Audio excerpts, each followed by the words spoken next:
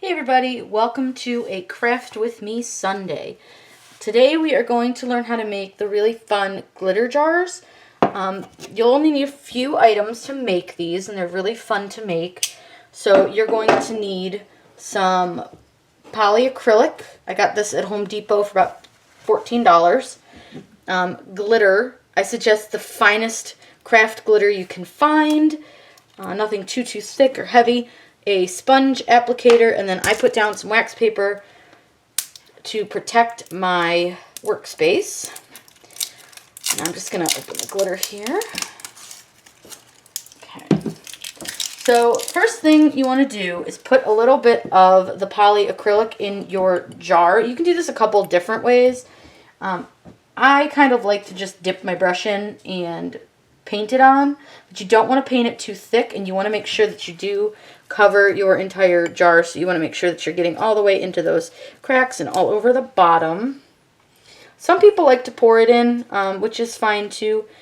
You do kind of avoid some of the bubbles, but I feel like you don't see them once you have your glitter on anyways, so it's not the end of the world. But you do want to make sure you put a pretty thin layer on, nothing too crazy thick. So you can see it a little bit here in the light where it's getting a little cloudy. That we're just going to make sure that it's covering the whole jar, all pieces and sides. Okay. I think we are covered. You want to make sure you get all the way up to the rim. And again, make sure you get that entire bottom covered. I'm going to let that dry for just a minute or two while I open the rest of my glitter. I decided to go with a hot pink. They come in, every color under the rainbow. But the hot pink was kind of a fun one. I'm just going to do a double check on my jar here to make sure it looks like I got all the spots on it. I think I missed a little dot there. And then I just want to make sure that there's no pooling of the acrylic down in the bottom here. So I'm just going to wipe a little bit of it out of the bottom just because it did kind of drip down the sides. And sometimes to help with that, you can just flip it over and let it rest so that it doesn't pool at the bottom.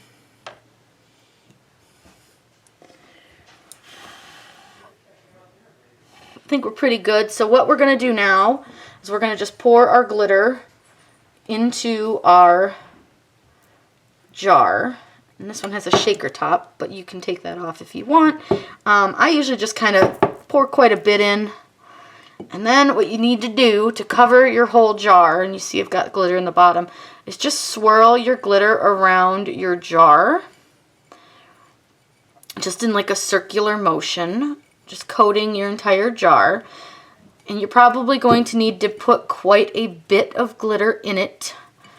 And whatever excess you have, we will pour out and you can reuse. So don't worry too much. But again, I got this for like $1. So this jar also came from the dollar store. So super cheap craft that you guys can do. You can do these with your kids. They're really fun. But all you really need to do is just keep turning and turning, and you'll see that some of the glitter's starting to pour out, and that's okay, because we need to make sure that we're going to get all the way to the edge. And we just want to keep spinning and spinning and spinning, and just keep an eye and make sure you've kind of coated your whole jar. And it's okay if it's not fully coated, because we are going to put a second coat on. So this is our first coat of our glitter. I do use a gloss polyacrylic just so that the glitter stays glossy on the outside.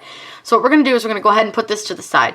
We're going to need this to dry for a couple of hours, and when we come back, we can put on the second coat. Okay, so we've let this dry overnight. Usually you only have to do a couple of hours. I let it dry overnight. You can see it's held up.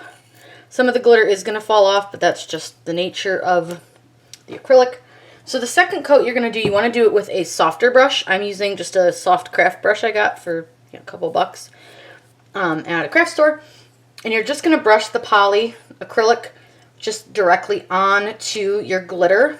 Lightly, don't press too hard, and you are going to end up with glitter in it. So sometimes what I like to do is use something else to put the poly in. Whether it's like a jar lid or something like that. And the nice thing is it's water-based, so it washes off really easily of whatever you put it in usually. So I'm just going to pour a little bit, That was more than a little bit. But we're just going to pour some into a jar lid.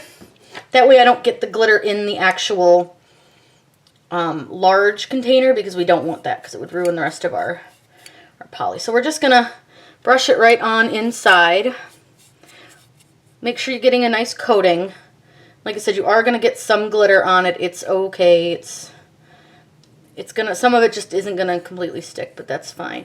And you just want to make sure, like that little spot that I showed you guys earlier that we missed, we're going to make sure that we cover that spot. We just want to make sure that we're getting a nice coating all over everything again, because this is going to be the second coat of the glitter. You can pretty much put as many coats of glitter on as you want, so as thick as you want your glitter to be. I'm not sure how this is going to look in just 2 coats, so this may end up with 3 coats of glitter. It's just going to depend on, you know, how it comes out and what it looks best as. I'm going to go wipe this poly off my fingers because it's dripping. Give me 1 second here.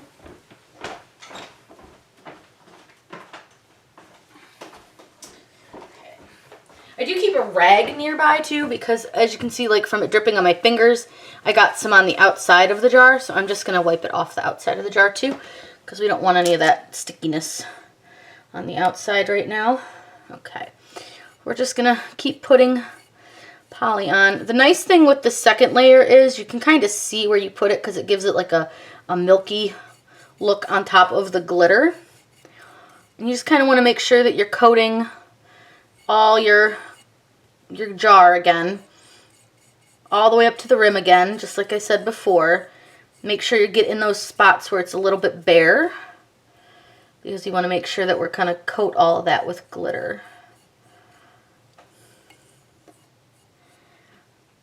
You want to make sure you're not like going over the same spot too many times, because it will pull the glitter up because it gets wet again. So see right here, it's pulling some of the glitter up, which is okay because we're just going to recoat, but we're just going to go ahead and make sure that. So remember last time what we did was we just poured a bunch of glitter in. We're just doing that again. So we're just going to pour a bunch of glitter in the jar. I took the shaker top off earlier because it was really annoying. And you're going to do the same thing like you did before, where we're just going to twirl the glitter in the jar. And you can see how much better it's coating. I don't know how well you guys can see that in the light, but this is the second coat, and then that's just the first coat. So it is coating it a lot thicker the second time around. So you're just going to do that same thing where you're just spinning your glitter into your jar. And don't worry if you need to add more, that's okay. And don't worry if some spills out the edge, because it's going to, because we need to get it all the way around the lip of the jar. So we're just gonna make sure we kind of got everywhere in there. Might need a little bit more on the bottom. Okay, now that we have it nice and coated, and you can see inside it's really coated, and here's the outside of it. It's pretty nicely coated. I'm gonna pour out that extra glitter. There shouldn't be a whole lot in there. I didn't put a ton in. And I always try to tap it a few times just to get some of that loose stuff off, so that it's not all over the jar when we go to do our another coat of poly. Now, depending on how this looks when it dries, it might be its final coat, or we may be able to add some more glitter depending on what we decide. But I'm going to let this dry again probably overnight, just because it works better with my schedule, and we will then see how it looks. Okay, so we're back after letting this dry overnight again. We've put 2 coats of glitter on it, and I actually think it looks really good. You can add more if you like it. If you would like to add more, I'm just going to leave it like this. I think it looks nice and glittery. So when you're done putting your glitter layers on, and you can do as many as you want, you're going to take your poly acrylic, just like you did with your second layer of glitter, and you're just going to coat the inside again, just with a light, soft brush. And you want to, again, make sure that you do get every inch of this, because this is what's going to hold on the glitter when you're putting items inside of your jar. Do remember that this is not a food safe jar. You cannot drink out of this. You cannot eat out of this. Don't put food in here or candy. It's not a safe product. But this is great for storing. I see a lot of people store their makeup brushes, their lip glosses, things like that in there. Lots and lots of options. So we're going to go ahead and finish our polyacrylic on the inside, which you can see it's kind of starting to coat. I'm not sure how well you can see it, but it's going to be a little bit less shiny on the inside where the poly is. So we're going to go ahead and just make sure that we coat that really good. And this I will probably do 2 coats of, just so that it's a little bit more smooth on the inside, but you can do, you know, as many coats as you want to do depending on how smooth you want it.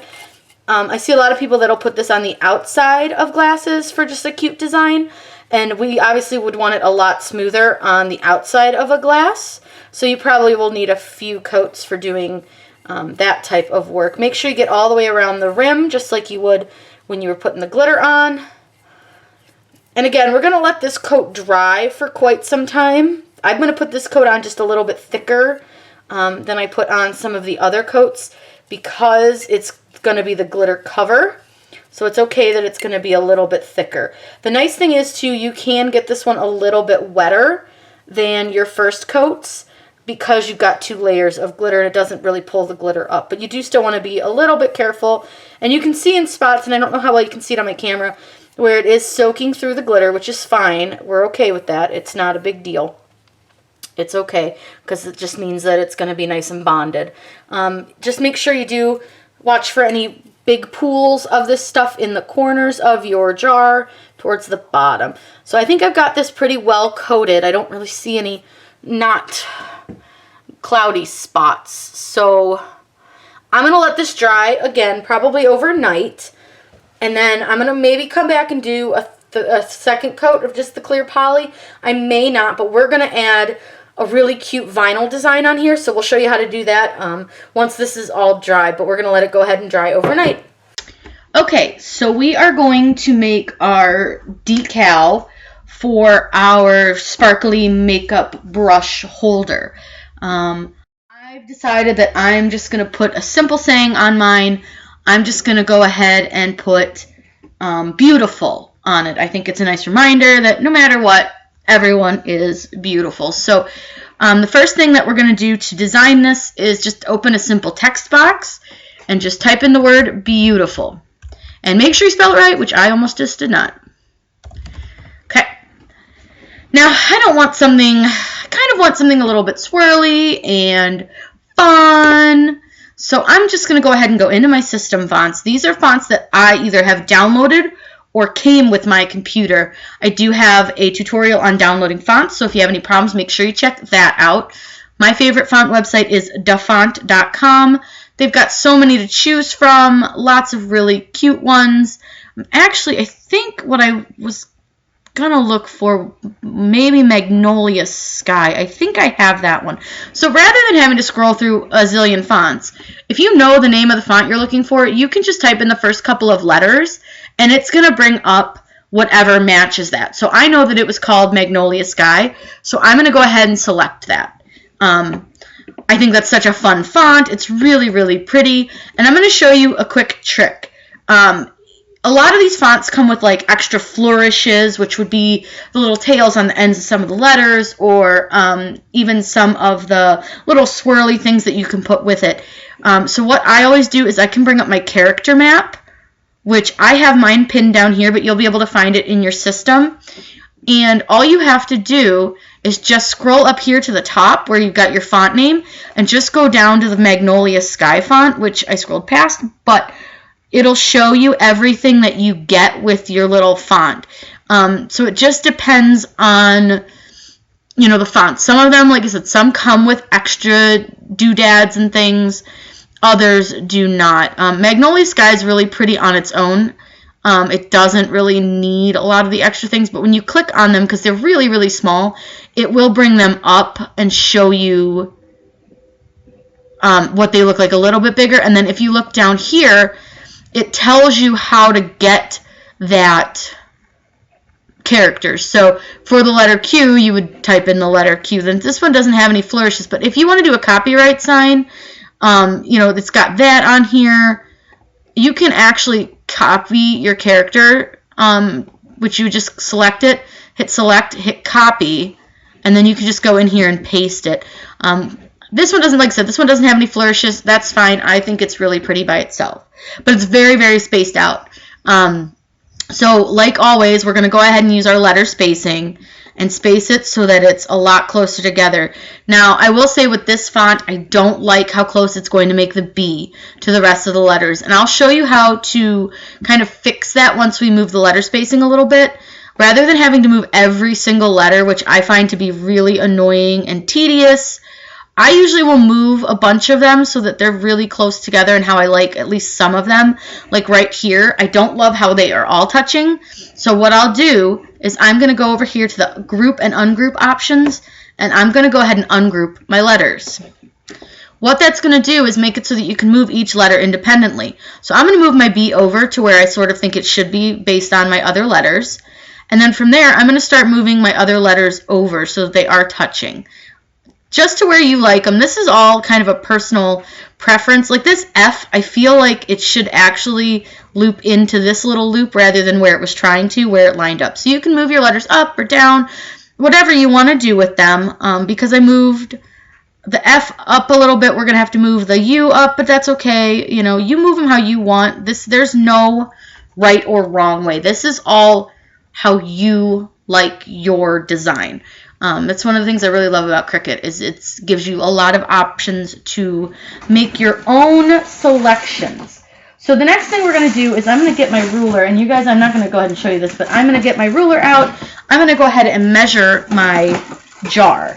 I always try to measure my item to whatever I'm putting on it just to see about how big my decal can be. And I, on these types of items, will typically just measure how wide it can be because when you do the length, it's gonna it'll automatically fit. So for example, I have about 3 inches by 3 inches on this, so that should be a great size for this little decal. So what we're gonna do is we're gonna go ahead and draw a box and select all of our letters and go ahead and group them back together. That way we can resize them all together. So like I said, I know that I have 3 inches wide, so I'm just gonna type a 3 up at the top, which is right here under size, and hit enter. That will resize this to the right size that I prefer it to be. You can expand it, you can unlock it if you want. If you want your letters to be a little bit longer, you can do that. However you guys like your design. So if you want really long letters, really short letters, you guys can do whatever your little heart desires.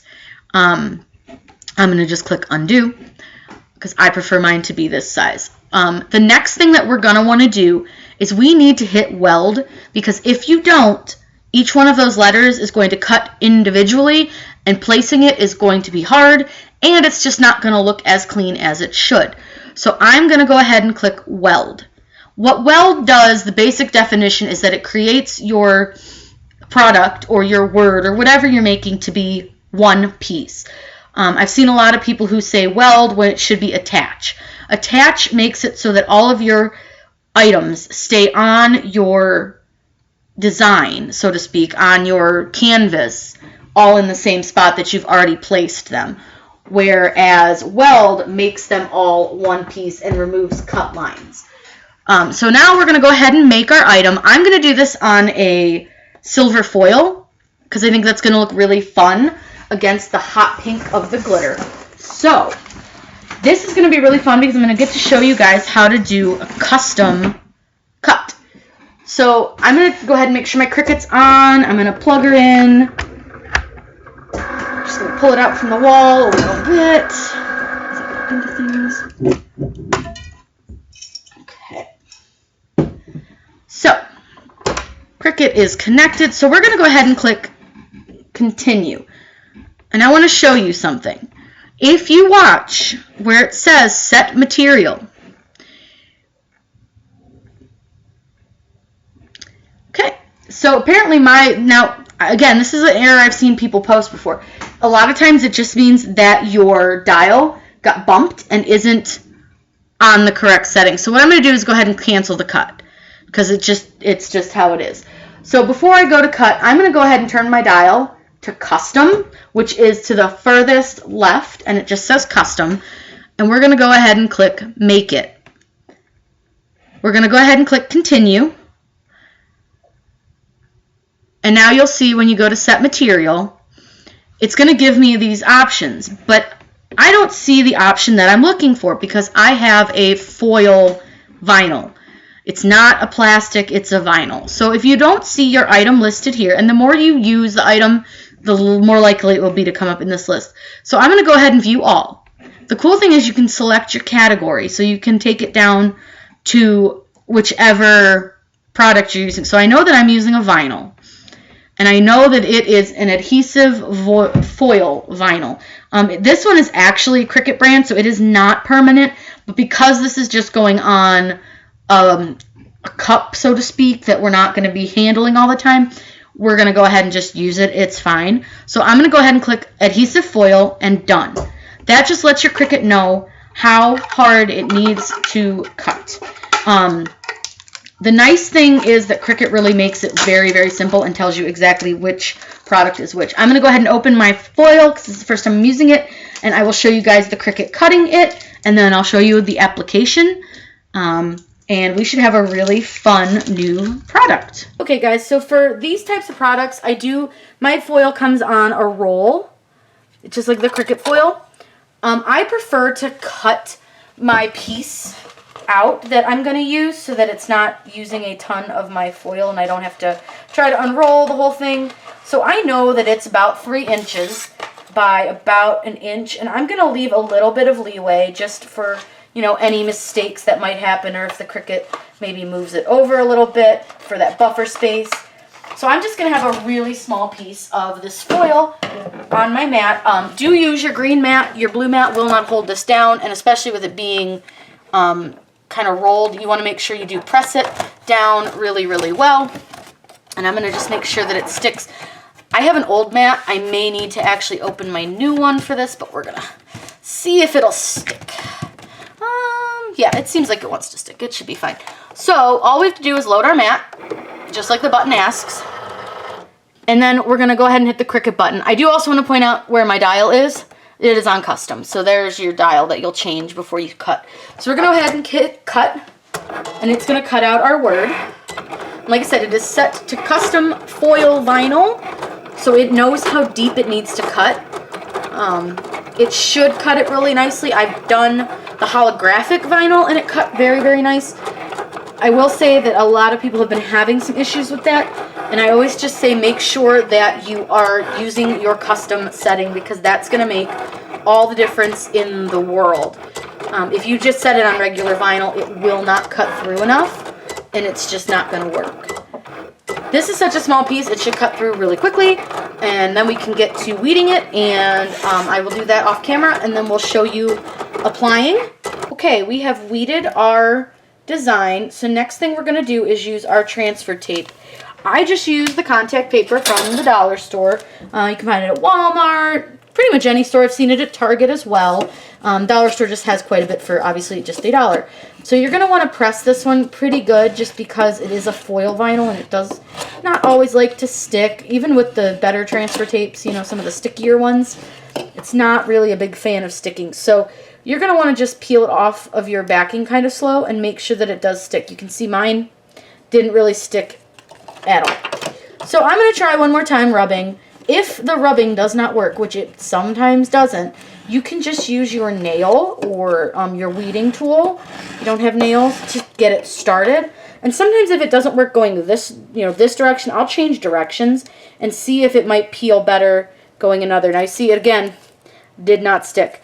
This foil, I will tell you guys, it is a finicky little gem. So as beautiful as it is finicky. So I'm just going to go ahead and start it with my nail and just see if I can get it to somewhat stick. Really, I don't need it to stick hard to this. I just need it to stick enough where we can transfer it over to the jar. So this looks like it's going to be one of those ones where it's just going to be me peeling each letter as we go. No big deal. It's just a little time consuming. But the nice thing is, again, because we weeded that, or we welded everything, it should come up all as one except for the B. And make sure you do get, see there's that little eye dot. We just want to make sure we get that. And it's not going to stick to anything but my finger. Hang on one second, guys. It just does not want to stick to anything but my finger. I may just stick it on the jar. I do have this problem with this. Sometimes I just end up taking the piece and sticking it on if it's stuck to my finger, especially if it's a dot for an eye. And then I'll just line up my letters with that little part. It seems to work pretty well if it won't come off the transfer tape. Like I said, the foil vinyl is a whole nother beast of its own. It's lovely, it's gorgeous, don't get me wrong. It's gonna look really cute when it's all done. But boy, getting it there, whoo. But as you can see, like, I'm just having to slowly take my nail and I'm folding back the backing real tight against those letters so that I can easily peel them back away from it. And you just want to press with your nail and your finger and just hold it on there as best you can so that hopefully it stays on the transfer tape. Now again, it ain't good, but I got it there. Oh no, apparently my U and my A did not attach very well. That's okay. Nobody will notice. So we're going to go ahead and put it on our jar. Because our jar is round, I'm going to have to do this direction sideways. So hopefully I'll show you guys as soon as I set it down on there. So I've set it down. And as you see, I just put the dot on by itself. So I'm just going to line it up. I will give you this fact that when you do it this way, because it doesn't like to stick to the transfer tape, you should have no problem getting it to stick to your glass or whatever you're putting it on. It just... Since it doesn't like the transfer tape, it usually sticks perfectly. So I don't know how well this is going to show on a camera, but hopefully you guys can see. It's a really pretty silver against a really pretty hot pink. And then there's the inside of the jar. So just to kind of reiterate, what you'll need to do this project is a glass jar. I got mine from the Dollar Tree. You'll need glitter. The finer, the better. You will need a sponge applicator, a softer bristle brush. You will need some polyacrylic. You can get this at your local hardware store. It's going to be a lot cheaper than at a craft store. You'll need vinyl and transfer tape. And usually I like to put some wax paper down to protect my surface. Or I like to use, cups and things to hold the extra polyacrylic. If you guys have any questions, please let me know below. If you make this, please share it with me. I would love to see it. I am on Instagram and Facebook, so you can check me out there. Please subscribe to my channel, and if you want to see any more tutorials, let me know.